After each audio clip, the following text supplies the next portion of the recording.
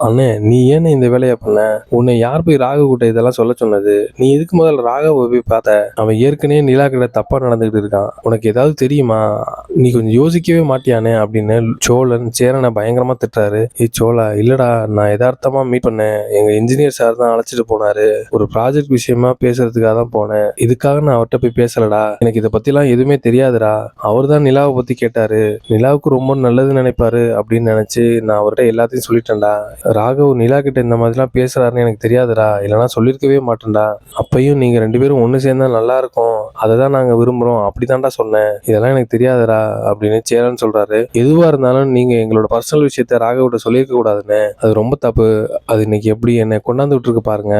இதை அட்வான்டேஜா எடுத்துக்கிட்டு சோழனை கல்யாணம் பண்ணிக்காத, அவன் டிரைவர் தானே, என்னைய கல்யாணம் பண்ணிக்கன்னு சொல்லி என்னை வற்புறுத்தினா நான் இனிமே எப்படி எங்க வேலை பார்க்க முடியும் அப்படின்னு நிலா கேட்குறாங்க. எனக்கு கல்யாணம் ஆயிடுச்சு சொன்னதுல அவன் அமைதியா அப்படியே இருந்தான். நீங்க இதை சொன்ன பிறகு வேற மாதிரி நடந்துக்கிறான். எனக்கு இப்ப என்ன பண்றதுனே தெரியல. இனி வேலைக்கே போக முடியாது. எப்படி இனிமே நான் அங்க போய் வேலை பார்க்க முடியும்? போனா திருப்பி எனக்கு கண்டிப்பா டார்ச்சர் பண்ணிட்டு தான் இருப்பான் அப்படின்னு நிலா அழுக ஆரம்பிக்கிறாங்க.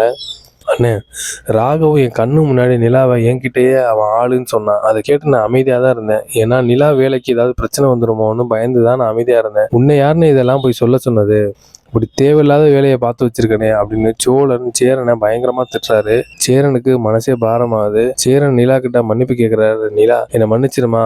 உனக்கு நல்லது நடக்கணும்னு நினைச்சுதான் இப்படி சொன்னேன். ஆனா அது இந்த அளவுக்கு கொண்டு போய் விடும்னு எனக்கு தெரியாதுமா. என்னை மன்னிச்சிருமா. நான் வேணா கண்டிச்சுட்டு வர்றேம்மா. நீ எதுவும் நினைக்காத. என்னை மன்னிச்சிருமா அப்படின்னு.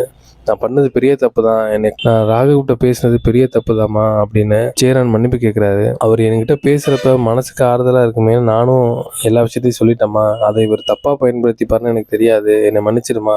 சோழா, நீ என்ன மன்னிச்சிடறா அப்படின்னு சேரன் பயங்கரமா அழுதுகிட்டு மன்னிப்பு கேட்கிறாரு. வானதி இதை பார்த்துட்டு, அப்போ நிஜமாவே இவங்க 2 பேரும் லவ் பண்ணி கல்யாணம் பண்ணிக்கலையா? அப்புறம் எதுக்கு இவ்வளவு நாளா இவங்க வீட்டுல இருக்காங்க அப்படின்னு யோசிச்சுட்டு இருக்காங்க. போங்கண்ணே, உங்க மேல பெரிய மரியாதை வச்சிருந்தேன், இந்த அளவுக்கு பண்ணிட்டீங்க.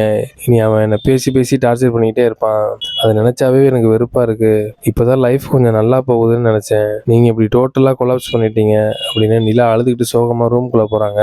சோழன் நிலாவுக்கு என்ன ஆறுதல் சொல்றதுன்னு தெரியாம அப்படியே நிக்கிறாரு. சேரன் கண்கலங்கியும் அப்படியே நிக்கிறாரு. பல்லவனும் பாண்டியனும், அண்ணே, ஏற்கனவே அவங்களுக்குள்ள இவ்வளவு பிரச்சனை போயிட்டு இருக்கு, நாங்கெல்லாம் எதுவுமே கண்டுக்காம தானே இருக்கோம். அந்த மாதிரி நீயும் இருக்க வேண்டியதானே. அதை அவங்களே பேசி சரி பண்ணிப்பாங்க. நீ ஏன்னா இப்ப தேவையில்லாத வேலையெல்லாம் பத்தி பேசிக்கிட்டு இருக்க?